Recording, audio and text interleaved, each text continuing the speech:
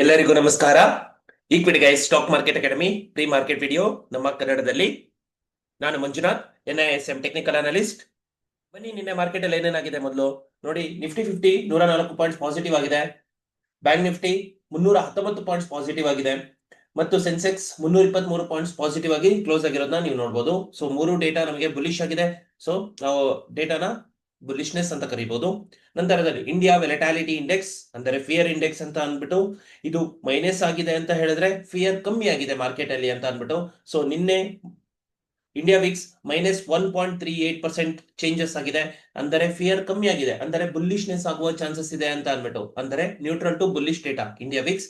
ನಂತರದಲ್ಲಿ crude oil September future ನ observe ಮಾಡಿ.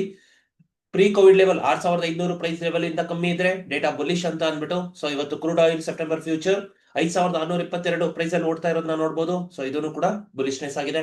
ನಂತರದಲ್ಲಿ ನಿಫ್ಟಿ 50 ಸ್ಪೆಸಿಫಿಕ್ ಆಗಿ ನೋಡಿ. ನಿನ್ನೆ ನಿಫ್ಟಿ 50 ಒಂದು ಸ್ಟ್ರಾಂಗ್ ಗ್ಯಾಪ್ ಅಪ್ ಆಯ್ತು. ನಂತರದಲ್ಲಿ 25,000 ಮೇಲ್ಗಡೆ ಕ್ಲೋಸ್ ಆಗಿ ಕ್ಲೋಸರ್ ಟ್ರೈ ಮಾಡಿದ್ರು ಕೂಡ ನಂತರದಲ್ಲಿ ಕ್ಲೋಸ್ ಆಗದಂಗೆ 24,973 ಆ ಪ್ರೈಸ್ ಅಲ್ಲಿ ಕ್ಲೋಸ್ ಆಗಿರೋದನ್ನ ನೀವು ಅಬ್ಸರ್ವ್ ಮಾಡಬಹುದು. ಡೇ ಟೈಮ್ ಫ್ರೇಮ್ ಅಲ್ಲಿ ನೋಡಿ ಹೇಗಾಗಿದೆ ಮಾರ್ಕೆಟ್ ಅಲ್ಲಿ. ಒಂದು 5 ಮಿನಿಟ್ಸ್ ಚಾರ್ಟ್ ಹಾಕೊಂಡು ನೋಡೋಣ. ನೋಡಿ, ಫಸ್ಟ್ ಸ್ಟ್ರಾಂಗ್ ಗ್ಯಾಪ್ ಅಪ್ ಆಯ್ತು ಮಾರ್ಕೆಟ್ ಅಲ್ಲಿ.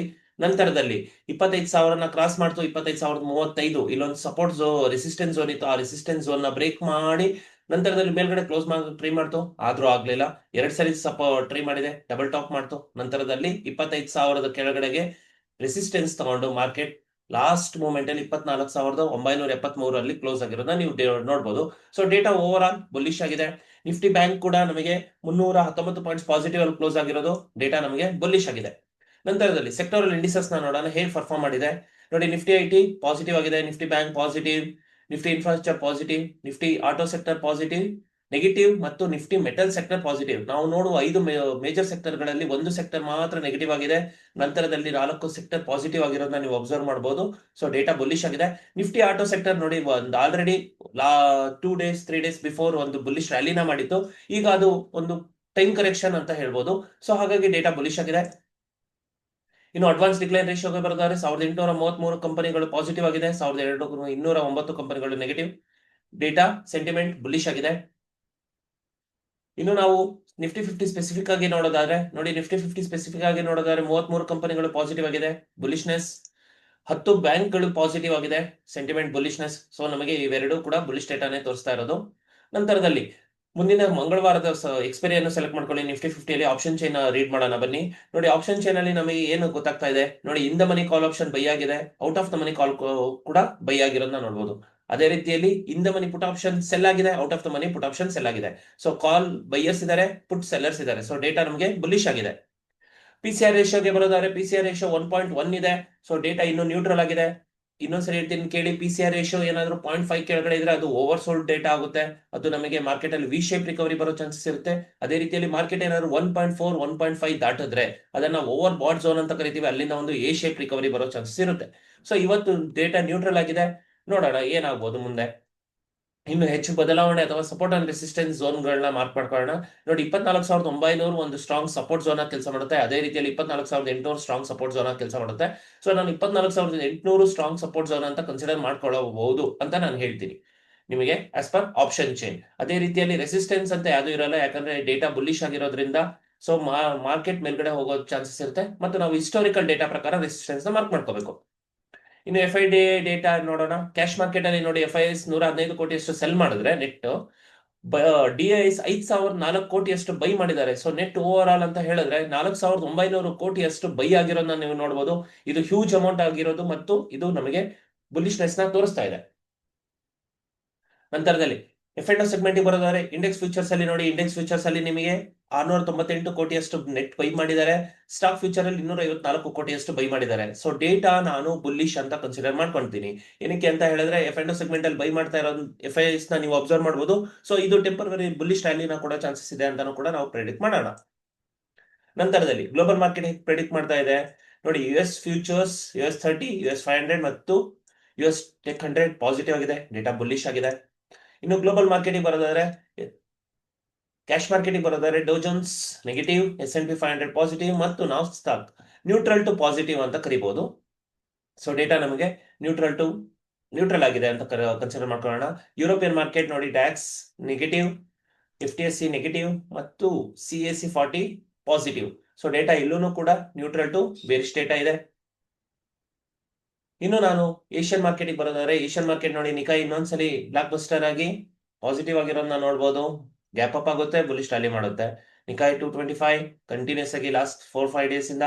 ಹ್ಯಾಂಗ್ ಸ್ಯಾಂಗ್ ನೆಗೆಟಿವ್ ಆಗಿ ಕ್ಲೋಸ್ ಆಗಿದೆ. ಆಲ್ರೆಡಿ ಹ್ಯಾಂಗ್ ಸ್ಯಾಂಗ್ ನೆಗೆಟಿವ್ ಆಗಿ ಓಪನ್ ಆಗಿ ರನ್ ಆಗ್ತಾ ಇರೋದನ್ನ ನೋಡ್ಬೋದು.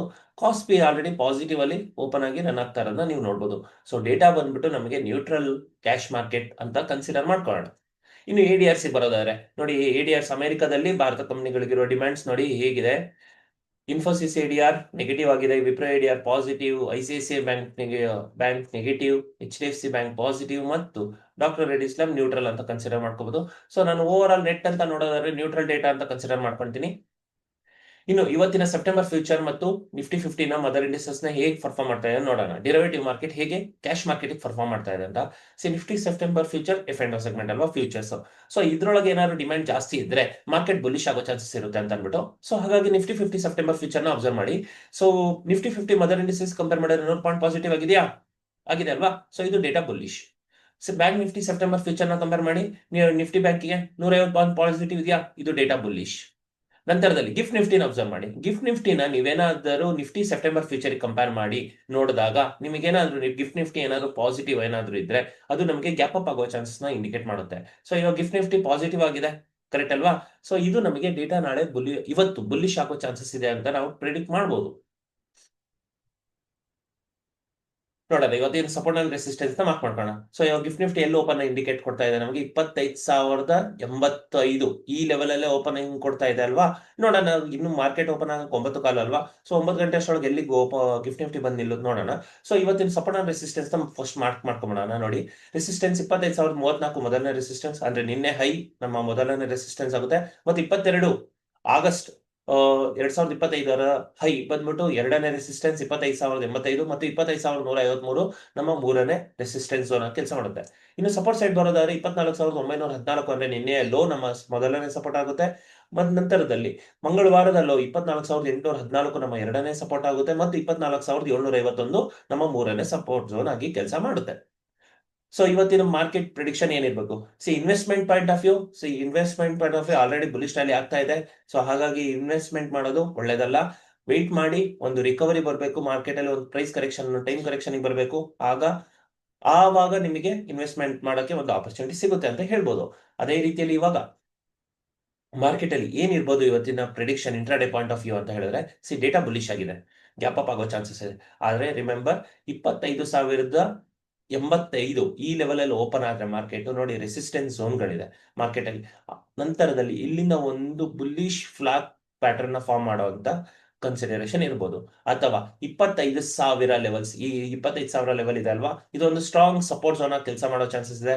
ಬಿಗಿನಿಂಗ್ ಅಲ್ಲಿ ಏನಾದ್ರು ಒಂದು 15 ಮಿನಿಟ್ಸ್ ಲೋ ಬ್ರೇಕ್ ಆದರೆ ಮಾರ್ಕೆಟ್ 25,000 ಈ ಝೋನಿಗೆ ಬರೋ ಚಾನ್ಸಸ್ ಕೂಡ ಇರುತ್ತೆ ಅಂತ ನಾವು ಪ್ರಿಡಿಕ್ಟ್ ಮಾಡಬಹುದು. ಅರ್ಥ ಆಯ್ತಾ? ಸೊ ಇದು ನಮ್ಮ ಫಸ್ಟ್ 15 ಮಿನಿಟ್ಸ್ ಅಲ್ಲಿ ನಮಗೆ ಗೊತ್ತಾಗ್ತಾ ಇರುತ್ತೆ. ಅದೇ ಫಸ್ಟ್ 15 ಮಿನಿಟ್ಸ್ ಹೈ ಬ್ರೇಕ್ ಆಗಿ ಹೋಯ್ತು ಅಂತ ಹೇಳಿದ್ರೆ ಮಾರ್ಕೆಟ್ 25,200 ಗಡಿ ದಾಟಬಹುದು ಅಂತ ನಾವು ಇವತ್ತು ಪ್ರೆಡಿಕ್ಟ್ ಮಾಡಬಹುದು. ನಾವು ಲಾಸ್ಟ್ ವೀಕ್ ಅಲ್ಲೇ ಹೇಳ್ತಾ ಇದ್ವಿ ಸೆಪ್ಟೆಂಬರ್ ಅಲ್ಲಿ ಮಾರ್ಕೆಟ್ ಒಂದು ಬುಲಿಶ್ ರ್ಯಾಲಿನ ಕೊಡುತ್ತೆ ಅಂತ ಅನ್ಬಿಟ್ಟು. ಅದೇ ರೀತಿಯಲ್ಲಿ ನೀವು ಕಂಟಿನ್ಯೂಸ್ ಆಗಿ ನೋಡಬಹುದು, 4-5 ದಿವಸ ಕಂಟಿನ್ಯೂಸ್ ಆಗಿ ಬುಲಿಶ್ ರ್ಯಾಲಿನ ಮಾಡಿರೋದನ್ನ ನೋಡ್ಬೋದು. ನೋಡೋಣ, ಒಂದು ಕರೆಕ್ಷನ್ ಕೊಟ್ಟು ನಂತರದಲ್ಲಿ ಇನ್ನೊಂದು ಇಲ್ಲಿ ಗ್ಯಾಪ್ ಗಳಿದೆ ನೋಡಿ. 25,868 ಈ ಗ್ಯಾಪ್ ನ ಫಿಲ್ ಮಾಡಿಲ್ಲ ಮಾರ್ಕೆಟ್. 24,773 ಗ್ಯಾಪ್ ನ ಫಿಲ್ ಮಾಡಿಲ್ಲ. ಇದನ್ನು ಕೂಡ ಮಾರ್ಕ್ ಮಾಡ್ಕೊಳ್ಳಿ. ಏನಾದ್ರು ಮಾರ್ಕೆಟ್ ಕೆಳಗೆ ಬಂದರೆ ಈ ಝೋನ್ ಗಳಲ್ಲಿ ಒಳ್ಳೆ ಬೈಯಿಂಗ್ ಝೋನ್ ಆಗುತ್ತೆ, ನಿಮ್ಗೆ ಸ್ಟಾಕ್ಸ್ ಗಳನ್ನ ಬೈ ಮಾಡೋಕ್ಕೋಸ್ಕರ ಅಂತ ಅನ್ಬಿಟ್ಟು. ಸೊ ನಿಮ್ಮ ಫೈನಾನ್ಷಿಯಲ್ ಅಡ್ವೈಸರ್ಸ್ ನ ಕಾಂಟ್ಯಾಕ್ಟ್ ಮಾಡ್ಬಿಟ್ಟು ಒಳ್ಳೆ ಸ್ಟಾಕ್ಸ್ ನ ಸೆಲೆಕ್ಟ್ ಮಾಡ್ಕೊಂಡು ಇಟ್ಕೊಂಡಿರಿ. ಅವಾಗ ನಿಮಗೆ ಒಳ್ಳೆ ಪೊಸಿಷನ್ಸ್ ಬಂದಾಗ, ಈ ತರ ಪ್ಲೇಸಿಗೆ ಬಂದಾಗ ಬೈ ಮಾಡೋದನ್ನ ನೀವು ಆಪರ್ಚುನಿಟಿನ ಮಿಸ್ ಮಾಡ್ಕೋಬಾರ್ದು ಅಂತ ಹೇಳ್ತಾ ಇವತ್ತಿನ ಪ್ರೀ ಮಾರ್ಕೆಟ್ ವಿಡಿಯೋನ ಇಲ್ಲಿಗೆ ಕನ್ಕ್ಲೂಡ್ ಮಾಡೋಣ. Thank you, all the best.